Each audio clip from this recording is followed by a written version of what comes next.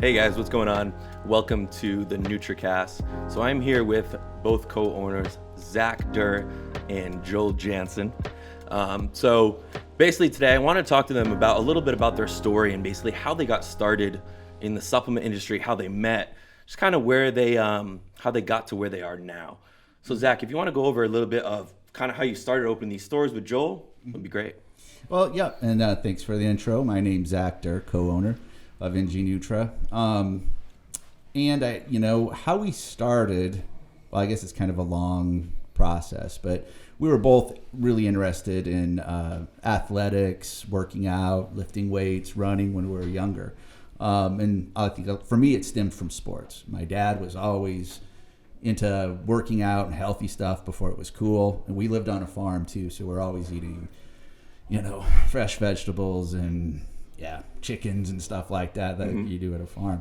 But so was in football, and from there, you always wanted to get bigger and stronger and improve.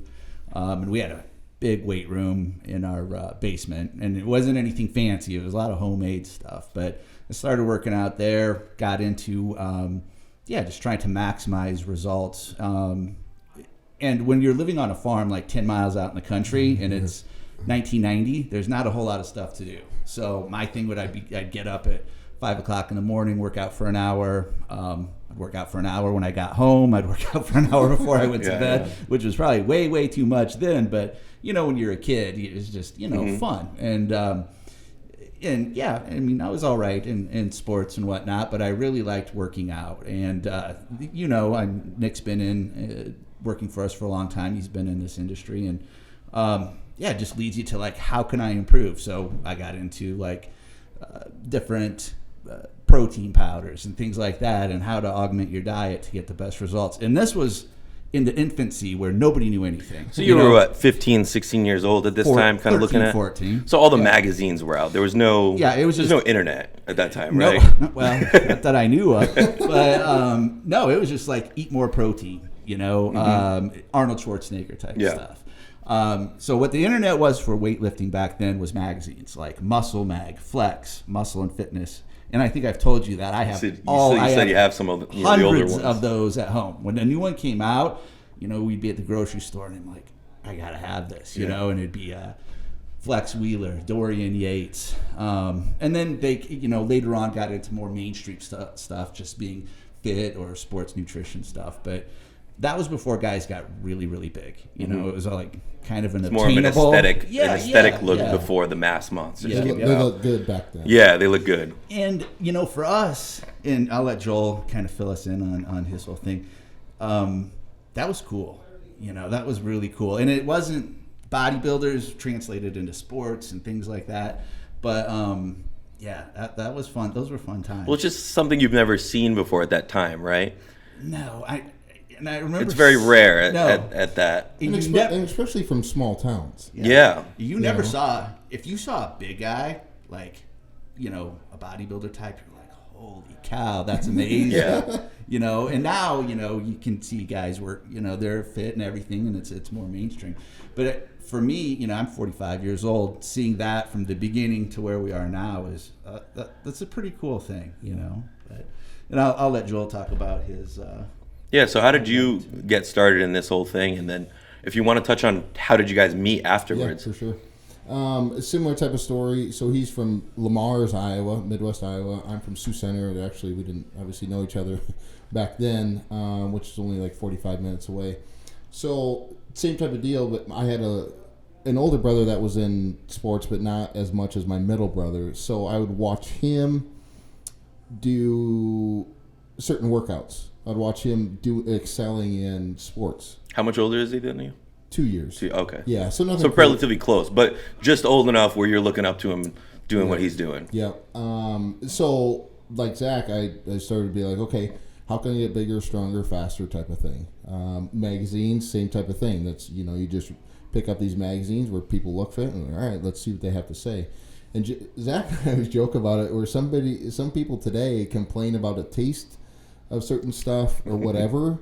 I mean, back then, if they told me or Zach to eat the nastiest thing and it would make you better, that's absolutely right. That's what we Yeah. eat. If that's what it takes. All right, let's do it.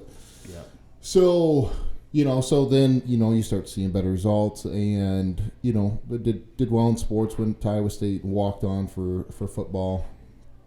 Did you play all through high school as well, obviously? Yeah. Yeah. Yep. So Now, was that your real passion and then the weight room was kind of the other passion, or did they both? I don't know if you're like me. It started off, you were really into football, and then like you got way more into weightlifting. Yeah, it switched. And Yeah. I'm like, let me do that.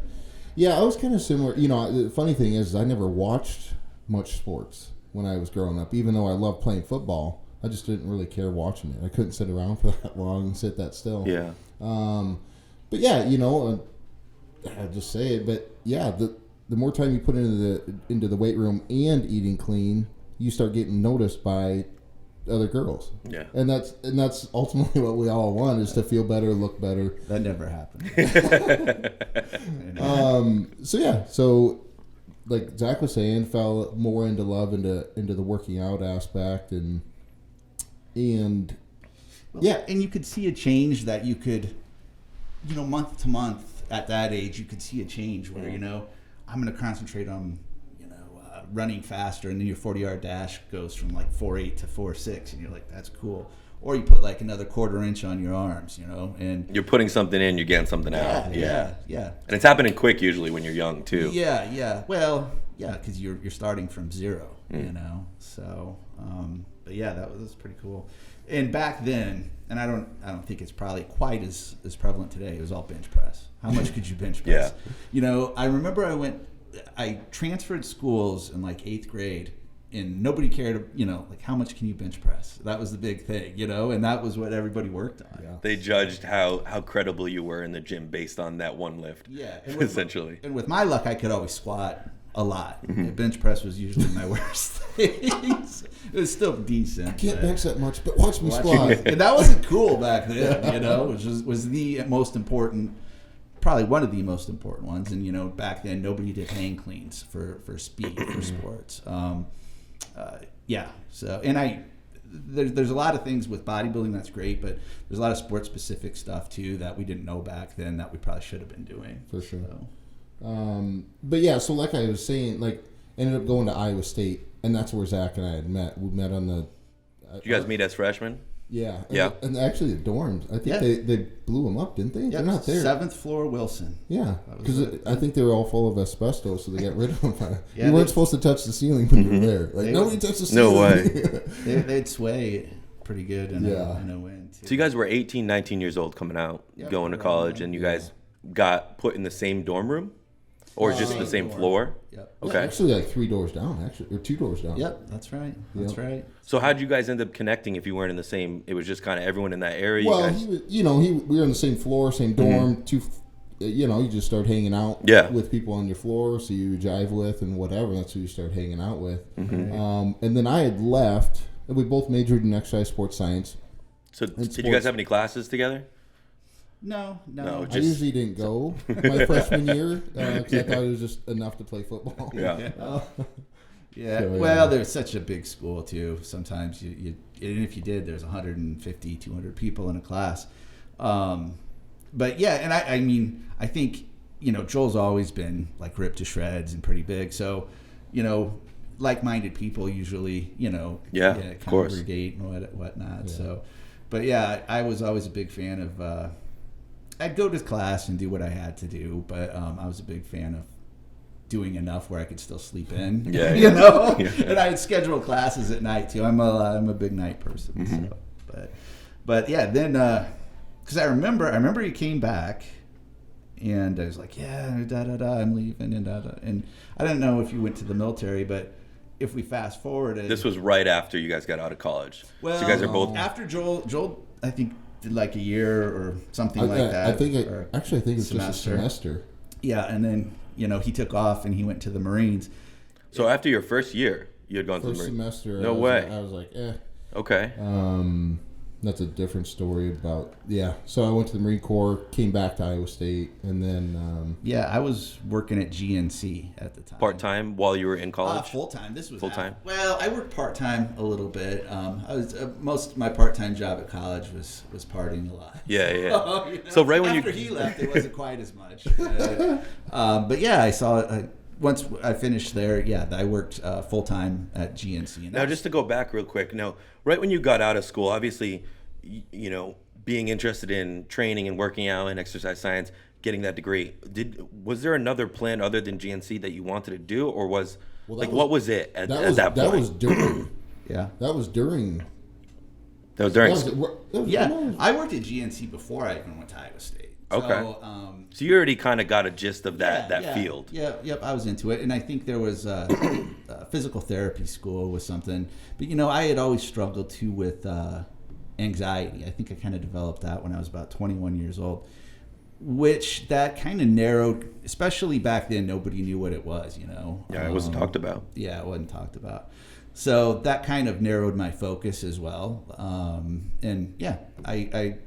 was just kind of planning on working there for like a year and to see what happens, but just kind of was in the right place at the right time. I started working for a franchisee, and he got a whole bunch of stores, and I wound up managing all those stores for I don't know what it was, probably 4 years or so. And then that's when I saw Joel at GNC, and he came in, and this was in Ames still, right? Yeah, that's when they had a store over there. Yep. Okay. Go from there. Yeah, I came back, and I came in, I think, for, I don't know, some... Actually, I know what I came in for. It's amino acids. Yeah. It was Optimum Nutrition amino acids. It was back when that places that could actually sell that type of stuff, Yeah, right? well, aminos, there's liquid aminos. Liquid aminos. All that good Liquid amino stuff. 22. And I talked we didn't have them, and I talked him into a different one. Sales 101 right there, right? It was terrible. Anyways, so we stayed in touch after that. We getting ready to graduate. I called him. I'm like, hey, what would it look like if we opened up our new... And back up. This is you getting ready to graduate. Yeah. Okay. Like neither of us come from any sort of money. Our parents don't have money. Like nothing. We just threw out an idea. Like, hey, should we open up a nutrition store? And this is when you're still at GNC. Still at GNC working for that guy running those 6 stores, right? Yeah. Okay. Yeah. And and I kind of gave him some tips about it and whatnot. And when you're young, you think you know everything too, but. It just didn't work out with where I was working at. I was probably working 80 hours a week. Yeah. And I don't know, I want to say I was kind of burned out, but it just didn't seem like there was a solid future in it. And I had thought about, as a matter of fact, I applied for a GNC franchise thing. This is before I talked to him, and I got turned down. Oh, really? And that kind of lit a fire under my butt, too, where I was like, okay, you want to do that? Well, then I started planning the process in my head, like I'll just do my own thing then. If you don't think you needed X amount of liquid. I was gonna say, do you remember why they turned you down? It was just you didn't have enough. It was that. Yeah. And if you're hungry enough, then I think that was probably maybe it was a mistake, because if you're hungry enough, you'll figure a way. Figure a way, yeah. And I don't remember exactly what the circumstances were, but I remember calling up Joel, and I'm like, "You still interested in doing the store?" He's like, "Yeah." I go, "Okay, let's do it." That was pretty much it. No way. Yeah. Now, at that time, what did you have in plan? Because I kind of got his gist, but you were, again, you said you left school, went to the Marine Corps, came back to school, finished. Now, did you do 4 years in the Marine Corps? Just a year. Just a year? Messed up my back. So. Yeah. Yep. Now, was that just, did you transition there because you kind of didn't know what you wanted to do, or was it something because of family? Yeah. I had an uncle that was in the SEALs. Okay. And I don't know, Marine Corps recruiter said, hey, we're the best. Yeah. He was a scout sniper. So he told me a story about when some Navy SEALs got lost. I mean, I don't know if it was true or whatever. So him and some Marine Corps guys, snipers, recon guys went in to get him out. So I'm like, okay, maybe these... So it resonated with you. Maybe the recon guys knew more than the SEALs. Yeah. But so I wanted to do something because my uncle was in the SEALs. Mm-hmm. So. And then after a year, and you kind of realized, like, hey, this kind of isn't what I want. Well, I just messed up my back. Yeah. So I've had 2 back surgeries, and I could have stayed in, but I'm like, messed up my back already. Because there's plenty of people that stay in, and hats off to them. But after that happened, I'm like, screw it. Yeah. And then you went back to school, finished. Yep. Okay. Went back to Iowa State. Now, was there a plan for you after, or was it the same kind of thing? I'm just going to kind of get a job, see where things go. When I had called Zach, Yeah. for one, I didn't have any money. I didn't know anything about business. I took creatine, so that qualified me to open up a business. Yeah. You were in the weight room and took creatine. Yeah. That's like, it's like a heavy bench guy says, I'm going to open a gym. Yeah. Yeah, of course. So, didn't really know anything about anything. So we begged, borrowed, and we didn't steal, but the saying is beg, borrowed, and steal money to open it. And the bank gave us a laughable loan, but they took a chance on us. And well, they took it. It was 100% collateralized, so they didn't take that big of a chance. But luckily, we had just a little bit of help from our parents too. Yep. But yeah, it was such. I just say it was like $35,000 loan, and that's two guys starting from zero, and I obviously had some. You had some experience, right? Because you had been running those businesses already. They were very successful too.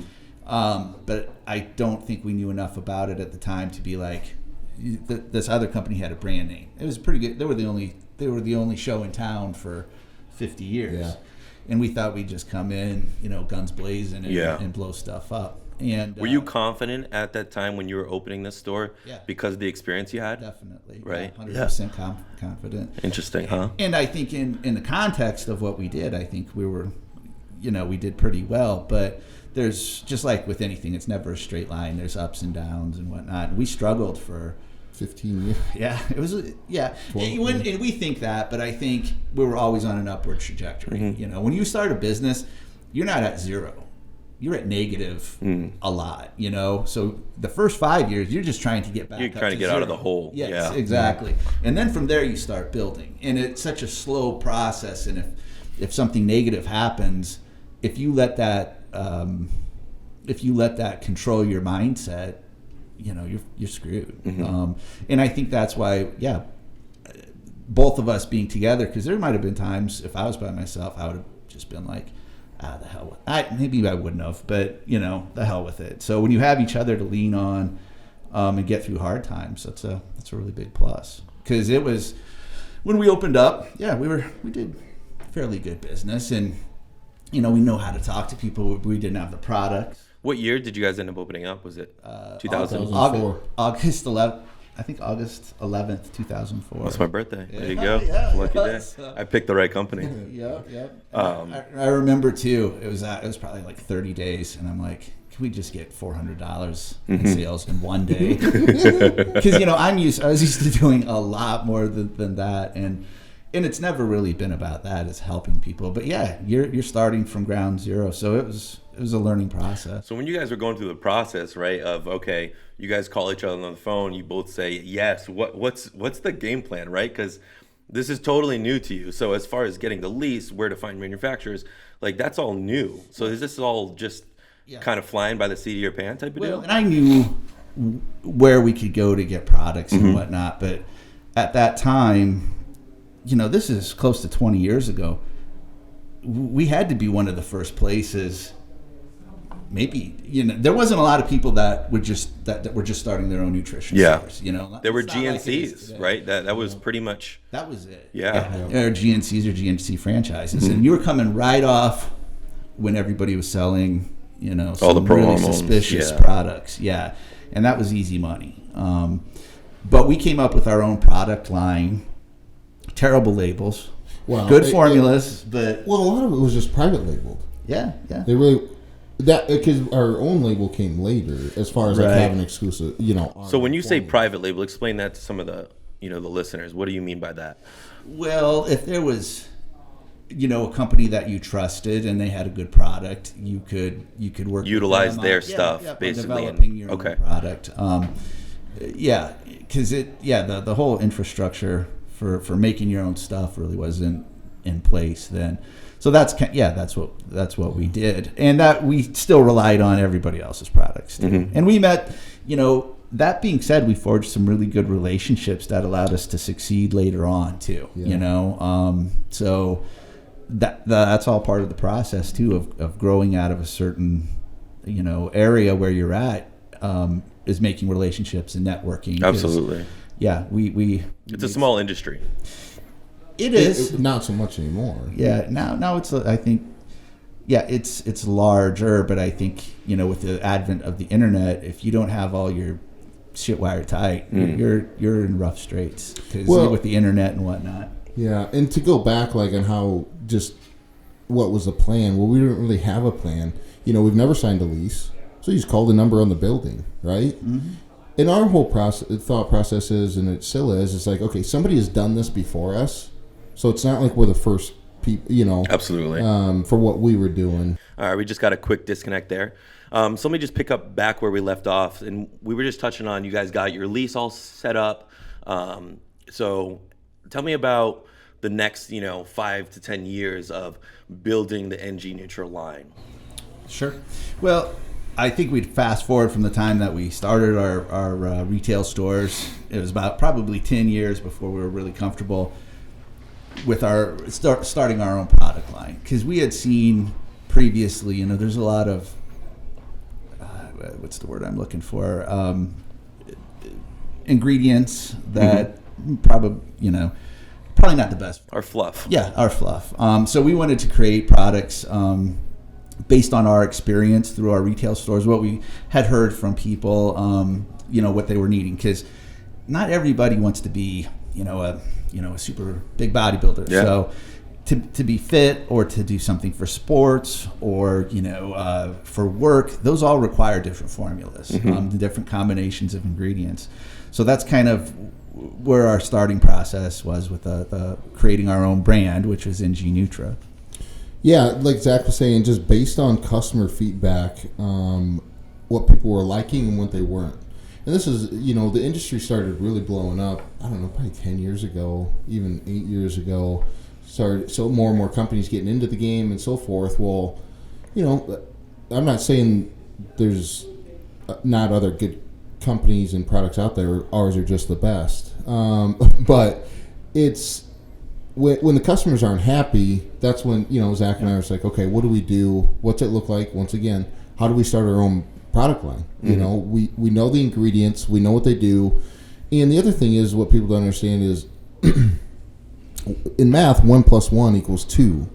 Well, with supplements, when you combine certain ingredients, if you can get a synergistic effect, 1 + 1 can equal 3 or 4 or so forth. Absolutely. So it's not just having massive amounts of every single ingredient, it's having the right dosage to do the right thing in your body. The synergistic effect of the combination of those ingredients. Yeah. Yep. Right. So we started with 3, 4, I think we just started with 5 products. Yeah. Yep. So you guys basically had taken, all the information over the last 5 to 10 years and found what these other companies weren't putting in and were kind of falling short of. Essentially, right? From customer feedback. Like, yeah. Oh, this one makes me jittery. Oh, this one didn't give me anything. Oh, I don't feel anything. So. Yeah. Well, and in a lot of companies, and this just is in the supplement industry, go with something called least viable product, where they can put the least amount of ingredients in there and still get you to buy it. And I think some of the big box stores, a lot of those ingredients, caffeine, and some of the big names that somebody might know about. But there's a lot of ingredients nobody's gonna have heard of. Yeah. And how those play off of like beta alanine and creatine.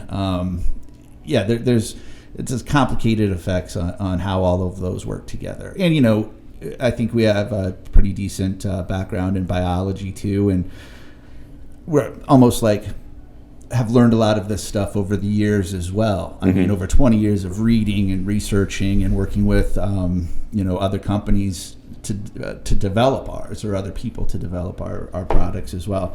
But at the end of the day, if you use our products for a month, we want you to see and have results. You perform better, you look better, you have more muscle, you maybe have toned up.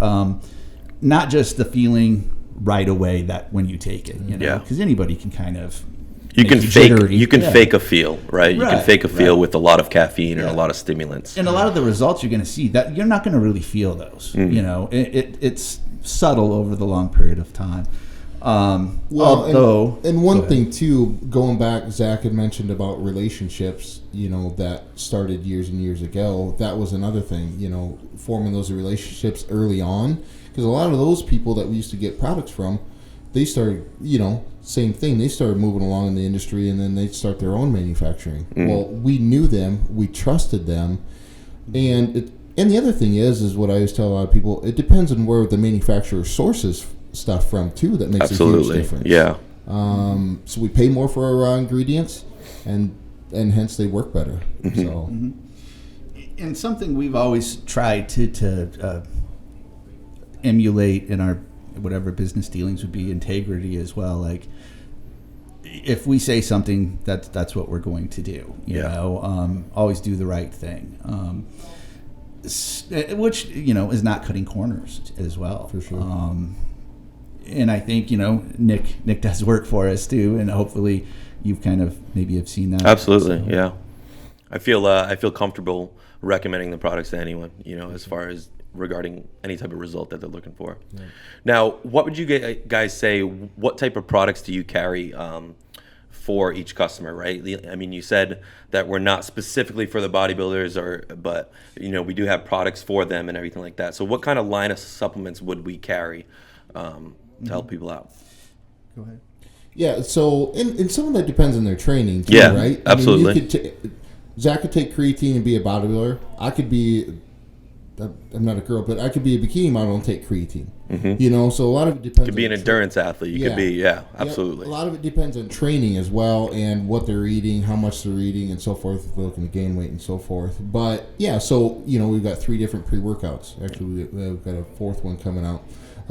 So one's a little bit higher stim, but still only, it's 300 milligrams.